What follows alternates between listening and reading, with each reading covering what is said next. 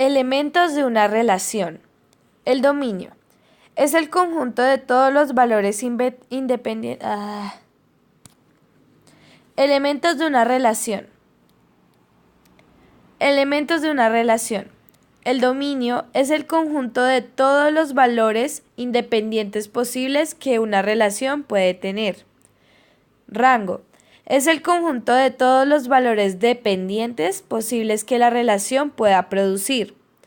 Asíntota es una línea recta que puede ser horizontal, vertical u oblicua a la que se aproxima una curva como gráfica de una función.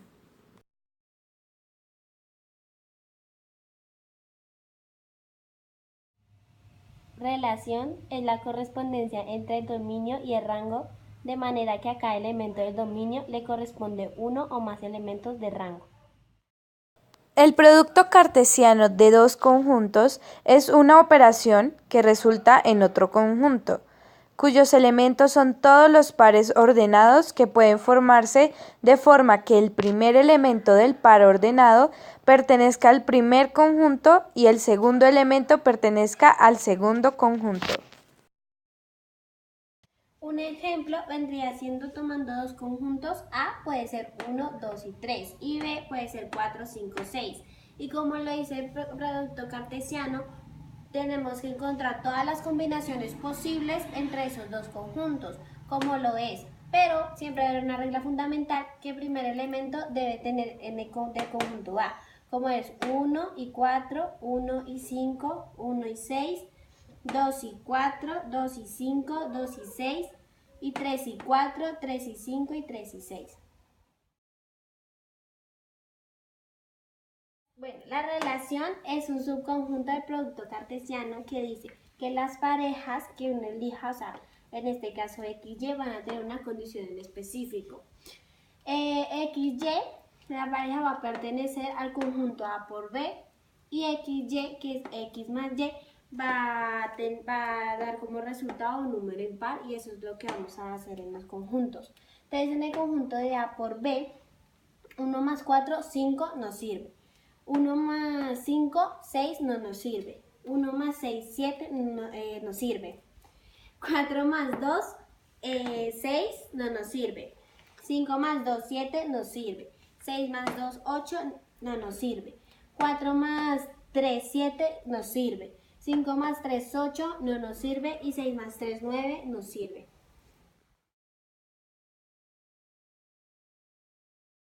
La relación daría como resultado estos conjuntos de 1,4 con 1,6, 2,5, 3,4 y 3,6.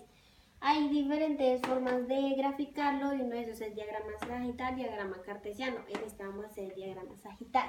Entonces lo relacionamos con 1, se relaciona con 4.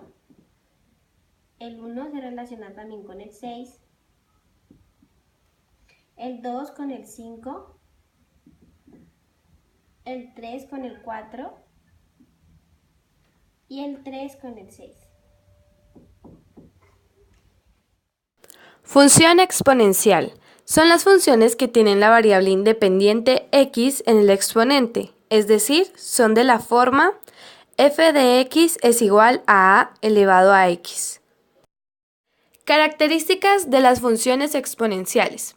Primero, el dominio de una función exponencial son todos los reales. Segundo, su recorrido va desde 0 abierto hasta más infinito abierto. Tercero, son funciones continuas. Cuarto, como a elevado a la 0 es igual a 1, la función siempre pasa por el punto 0,1. La función corta el eje y en el punto 0,1 y no corta el eje x. Quinto, como a elevado a la 1 es igual a, la función siempre pasa por el punto 1,a. Sexto, si a es mayor que 1, la función es creciente. Si 0 es menor que a es menor que 1, la función es decreciente. Es decir, que si a toma el valor de 15, la función es creciente porque 15 es mayor que 1. Pero si a toma el valor de 0,2, 0,5 o 0,8, la función va a ser decreciente porque son mayores que 0, pero menores que 1. Séptimo, son siempre cóncavas. es decir, que cuentan con una curvatura hacia adentro. Octavo, el eje X es una asíntota horizontal. Tenemos dos condiciones. Si A es mayor que 1, al elevar un número mayor que 1 a cantidades negativas cada vez más grandes, el valor de la potencia se acerca a 0. Por tanto, tenemos que cuando x se acerca a menos infinito, entonces a elevado a la x va a ser cerca a 0. Tenemos que cuando 0 es menor que a y a es menor que 1, ocurre lo contrario que en el caso anterior. Cuando x se acerca más infinito, entonces a elevado a la x se acerca cada vez más a 0. Ahora vamos a hacer un ejemplo de la función exponencial. Recordemos que la variable dependiente es f de x y la variable independiente es x. ¿Por qué independiente? Porque x va a tomar el valor que yo le quiera dar. Acá ya le asignamos menos 2, menos 1, 0, 1 y 2. Entonces empezamos a reemplazar. F de x es igual a 5 elevado a la menos 2. Recordemos que en las reglas de la potenciación hay una que nos habla que un número elevado a un exponente negativo da como resultado el inverso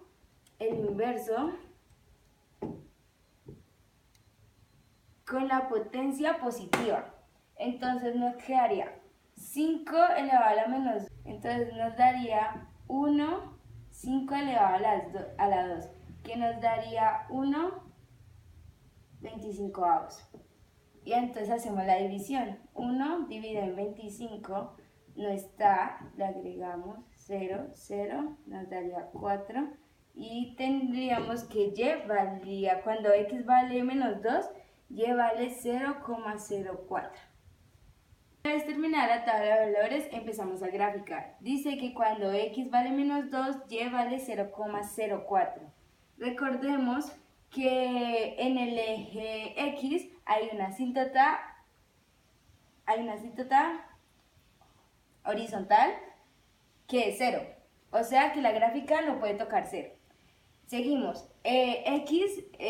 Cuando x vale menos 1, y vale 0,2. Lo tenemos como por acá más o menos. Cuando x vale 0, y vale 1. Cuando x vale 1, y vale 5.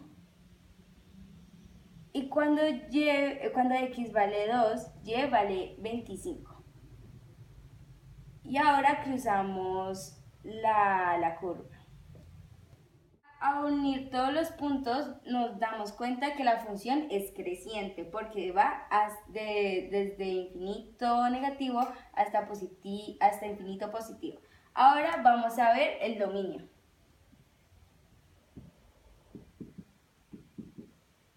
El dominio de esta función nos daría que son todos los reales. El rango,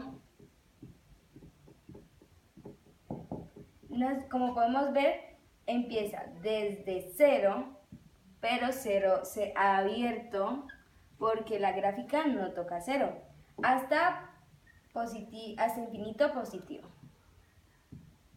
Abierto. Acá podemos ver mejor el sentido de la gráfica, cuyos dominios son todos los reales y el rango va desde 0 hasta más infinito abierto. Una función logarítmica es aquella que genéricamente se expresa como f de x igual al logaritmo en base a de x, siendo a la base de esta función, que ha de ser positiva y distinta de 1. La función logarítmica es la inversa de la función exponencial, dado que el logaritmo en base a de x es igual a b, y esto es lo mismo que decir a elevado a b es igual a x. Las características generales de las funciones logarítmicas son: primero, el dominio de una función logarítmica son los números reales positivos, donde el dominio es igual a 0 abierto hasta más infinito abierto. Segundo, su recorrido son todos los reales.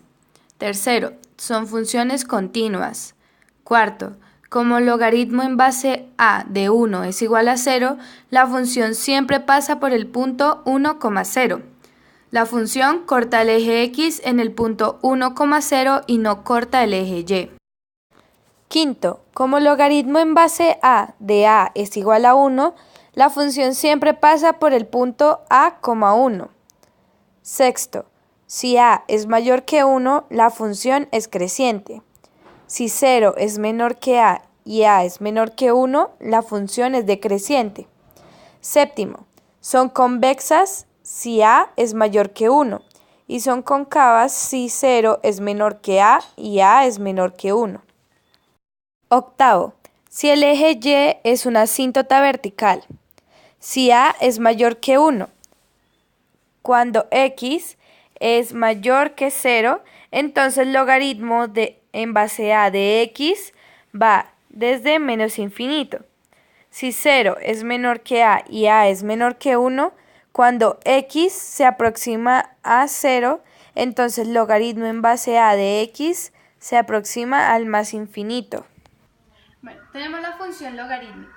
Cuando m mayúscula es igual a a elevado a la x, tenemos que el logaritmo de m mayúscula en base a nos va a dar x minúscula.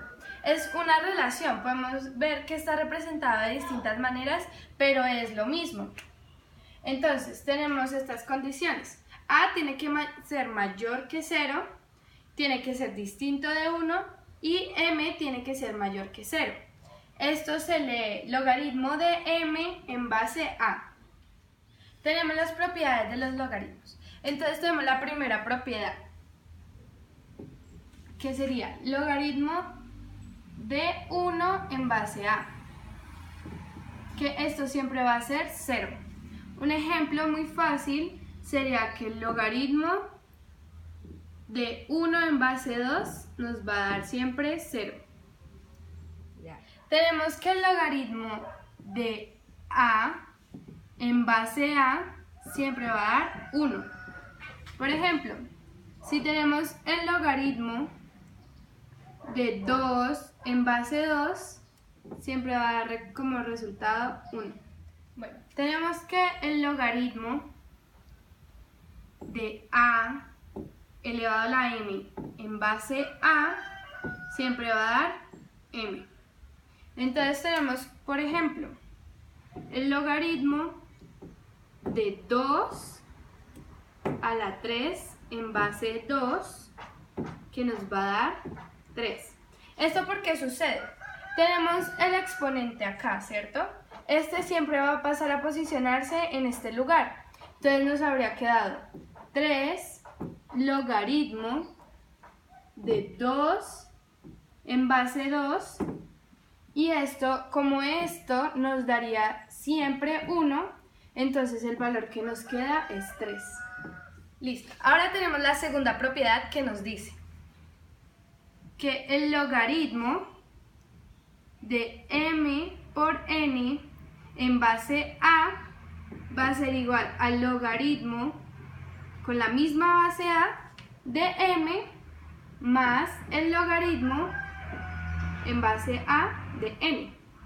Esto quiere decir que cada término se divide y da como resultado una suma de logaritmos. Un ejemplo sencillo podría ser el logaritmo en base 3 de 2 por 5 es igual al logaritmo en base 3 de 2 más el logaritmo de 5 en base 3. Listo. Tenemos la tercera propiedad que nos dice que el logaritmo en base a de m sobre n, o sea, una división, va a ser igual al logaritmo en base a, siempre la misma base, de m menos el logaritmo en base a de n. O, escrito de una forma, tendríamos al logaritmo... Bueno, tenemos un ejemplo sencillo. Tenemos el logaritmo en base 2 de 5 sobre 7. Esto daría logaritmo en base 2 de 5 menos el logaritmo en base 2 de 7. Ahora tenemos la cuarta propiedad que nos dice que el logaritmo en base a de m elevado a la n va a dar n logaritmo en base a de m. ¿Qué es lo que pasó aquí? Teníamos n como una potencia. Las propiedades nos dicen que este n pasa a multiplicar al lado del logaritmo. Entonces, un ejemplo sencillo sería que tenemos el logaritmo en base 2 de 5 a la 3. Entonces, nos quedaría que 3 multiplica al logaritmo en base 2 de 5. Bueno, junto a la cuarta propiedad también tenemos que el logaritmo en base a de la raíz de m con radical n nos va a dar que el exponente pasa a multiplicar pero en su forma inversa. Entonces quedaría 1 sobre n por el logaritmo en base a de m. Un ejemplo de esto sería si tuviéramos el logaritmo en base 2 de la raíz cúbica de 9. Entonces tendríamos que este radical pasaría al inverso, quedaría 1/3 por el logaritmo en base 2 de 9. Bueno, junto a la tercera propiedad tenemos que el logaritmo en base de a de 1 sobre n va a ser igual a la expresión en forma negativa en base a, pero este 1 desaparece y nos queda que sería de n. Nos quedaría menos logaritmo de n en base a. Un ejemplo sería si tuviéramos el logaritmo en base 2 de 1 sobre 7, que sería igual a menos logaritmo en base a de 7. Bueno, ahora vamos a hacer unos ejemplos con las propiedades. Nos dan que el logaritmo de 4 en base 10. Entonces, el 4 podemos descomponerlo, por decirlo así, en una potencia. Entonces tendríamos el logaritmo en base 10 de 2 elevado a la 2. Entonces, el exponente pasaría a multiplicar al logaritmo. Entonces, quedaría 2 por el logaritmo en base 10 de 2. Tenemos ahora el logaritmo en base 10 de 10/3. Lo que nos quedaría el logaritmo en base 10 de 10 menos el logaritmo en base 10 de 3. Como veíamos en las propiedades, cuando a y m son iguales, daría 1. Entonces nos quedaría 1 menos logaritmo en base 10 de 3. Bueno, si nos dan la ecuación 4 elevado a la x es igual a 16, va a ser algo muy sencillo, porque solamente basta con preguntarnos 4 elevado a qué número va a ser igual a 16. En este caso, sabemos que 4 elevado a la 2 es igual a 16, que sería igual a 4 por 4 igual a 16. Pero si nos dan una ecuación más complicada como 4 elevado a la x es igual a 17, debemos utilizar los logaritmos. Diríamos que el valor de x sería un poco mayor a 2 porque 17 es un número mayor a 16. Pero para poder encontrar el valor de x con mayor precisión debemos utilizar unos procedimientos relacionados con los logaritmos. Vamos a establecer un ejemplo con una ecuación cuya solución ya conocemos. Entonces, lo primero que vamos a hacer es usar el logaritmo común. El logaritmo común es aquel en el que la logaritmación tiene en base 10 de cualquier número. Entonces, vamos a igualarlo en ambos lados de la ecuación. Entonces, tendríamos logaritmo en base 10 de 4 elevado a la x, que sería igual al logaritmo en base 10 de 16. Listo. Ahora, aplicando las propiedades de la logaritmación, pasaremos el x a multiplicar al logaritmo. Entonces tendríamos x por logaritmo en base 10 de 4 igual al logaritmo en base 10 de 16.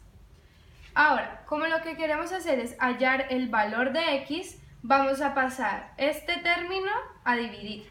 Entonces nos quedaría x es igual al logaritmo en base 10 de 16 sobre el logaritmo en base 10 de 4.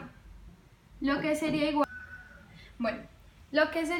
a decir que el logaritmo en base 10 de 2 elevado a la 4 sobre el logaritmo en base 10 de 2 elevado a la 2, que sería igual a 4 por el logaritmo en base 10 de 2 sobre 2 logaritmo en base 10 de 2. Estos dos términos se cancelan, logaritmo en base 10 de 2 con el logaritmo en base 10 de 2. Esto nos daría 4 sobre 2, que sería igual a 2. Con esto podríamos decir que x tiene un valor de 2. Entonces, para comprobar esto, lo reemplazamos en la ecuación original. 4 a la 2 es igual a 16, que sería 4 por 4 igual a 16. Vamos a continuar con un ejemplo más difícil. Tenemos que 5 elevado a la 2x menos 1 es igual a 7. Para esto vamos a usar los logaritmos comunes, que son los que tienen base 10. Sería logaritmo en base 10 de 5 a la 2x menos 1 es igual al logaritmo en base 10 de 7. Listo. Como nos dicen las propiedades, este término que está como un exponente pasa a multiplicar a este lado. Lo que nos quedaría como 2x menos 1 por el logaritmo en base 10 de 5, que sería igual al logaritmo en base 10 de 7. Ahora multiplicamos los términos. 2x lo multiplico por logaritmo en base 10 de 5 y al menos 1 también lo multiplico por el mismo término. Lo que nos quedaría como un 2x logaritmo en base 10 de 5 menos el logaritmo en base 10 de 5, que es igual al logaritmo en base 10 de 7. Vamos a despejar el valor de esta x. Entonces, continuando por aquí, tendríamos que 2x logaritmo en base 10 de 5 es igual al logaritmo en base 10 de 7, logaritmo en base 10 de 7. Este término está restando, pasa a sumar, más logaritmo en base 10 de 5. Como lo que queremos es despejar el valor de la x, los términos que están multiplicando pasan a dividir. Entonces tendríamos que x es igual al logaritmo en base 10 de 7 más el logaritmo en base 10 de 5 sobre el término 2 por logaritmo en base 10 de 5.